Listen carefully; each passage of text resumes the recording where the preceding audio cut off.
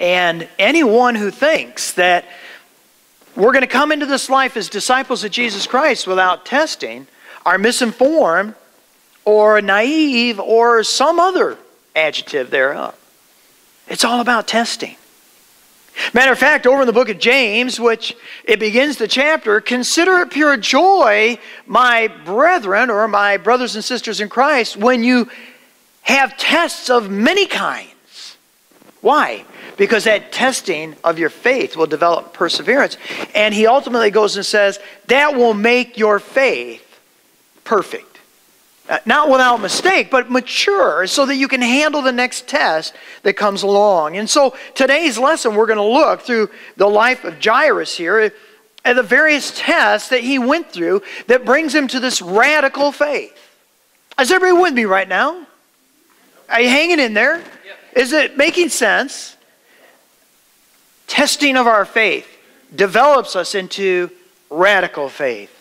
And the first thing we can see with Jairus, and we're not really familiar with synagogue rulers. Anybody seen a synagogue ruler lately? They live next door to you? In your neighborhood? Probably not, right? We're probably not all very familiar with a synagogue ruler. But if we would, again, go back in time and we're in the synagogue situation, we would know that the synagogue ruler is one of the most prestigious positions in our community, if not the most prestigious position in our community. They usually had plenty of resources, economic resources and whatnot. They're high in the social standing within our community.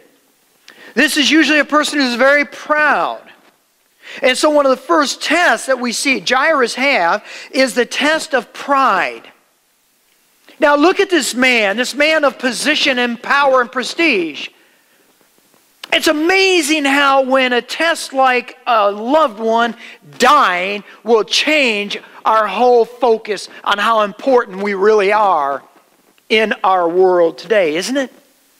And so we see this Jairus, and I wonder how it is that Jairus learned about Jesus, because we don't hear about him till this point in the ministry of Jesus. We don't see him talking or learning or sitting at his feet, but now all of a sudden he has this great need and he knows something about Jesus, like he can help me, and he runs to him. And he humbles himself and he falls on his face and he cries out, "Oh, my daughter's dying.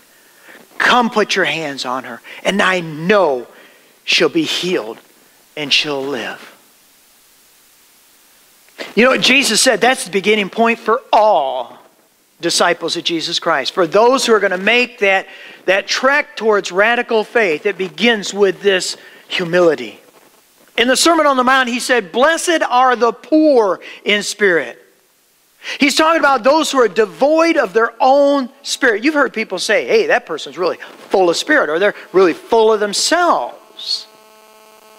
The Lord can't do a single thing with us until we get to the point where Jairus is. Whether your daughter's dying or whether you come through it through conviction from the Word or however you get there, you got to get to that point right there. Testing of your pride. And humble, poor in spirit, not full of self. Radical faith loses pride. But then there's also the test of health.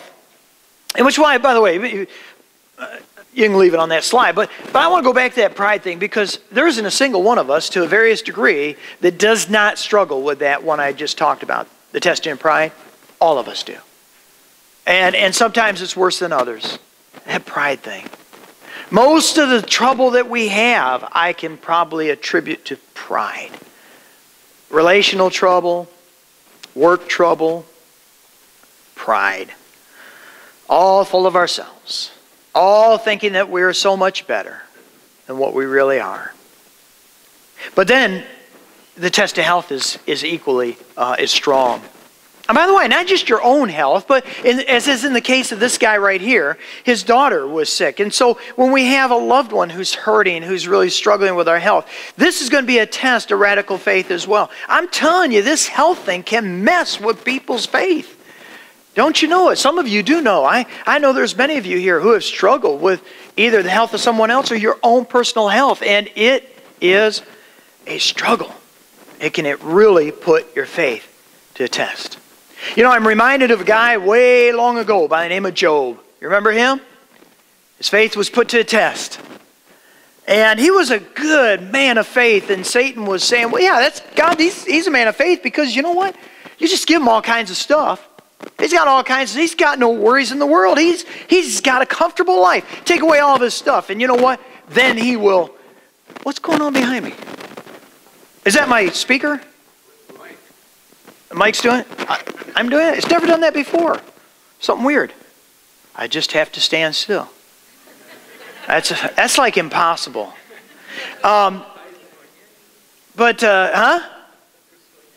Yes. But anyhow, Job, God allowed, and we don't understand why, God allowed Job to be tested, his faith to be tested. Why? Well, I guess because he allows us all to be tested to a certain degree, doesn't he? And so all his stuff was taken away, and he still had faith in God. And so Satan came back, well, yeah, I know why, because you know what? It's his health. You take away his health, and he'll curse you to your face. And so God said, go ahead. Take away his health. But don't take his life. And so he did. And poor Job, oh my. What a miserable soul. From the top of his head to the bottom of his feet, covered with sores. Just sitting in an ash heap, just scraping his sores. He was all but dead. Suffering terribly physically. And yet, he still remained faithful. Later on, as he's talking to his buddies there, his friends who came to encourage him, and those of you who know the story, that's a little bit of sarcasm. He said to them, even if God slays me, I will trust in him. I will continue to have faith in him. But you know, that tested his faith. But he passed that test. But what about Mrs. Job? Remember what happened to Mrs. Job when Job was struck down with bad health? She said, what are you hanging on to your integrity for? Curse God and die. And so she didn't do so well. This whole thing of health messes with our faith. When you struggle with your physical health, it can do one of two things. It can increase your faith as you use your faith to grow stronger and to get through the health issue. Or it can degrade your faith. How many people you know who gave up on their faith? Because, we got this combination of the pride and the health issue blending in here. I've been a good person, we say to ourselves. Matter of fact, I'm a really good person. I go to church every Sunday. I don't do bad things. I hit the joy box heavy. I'm really a good person. God, why are you doing this to me?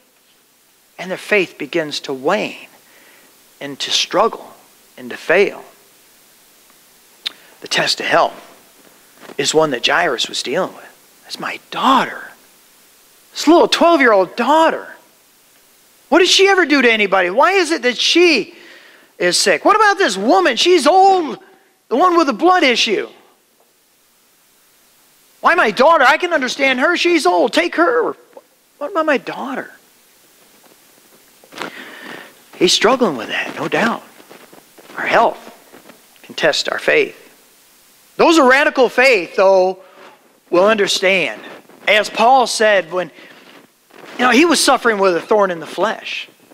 Lord, I'm made perfect in weakness. Because then I lean on your power and not my own. Your grace is what sustains me. Your power is made perfect in my weakness. Right? And so his faith grew huge during a time in which he was struggling. Will your faith guide you to healing, into a greater place, or will it guide you more to helplessness? Radical faith will bring you out of it. Then there's a test of patience. We all got patience, right? We all have patience. Imagine a man like Jairus. And by the way, again, all these things seem to have a root in patience, in pride, don't they?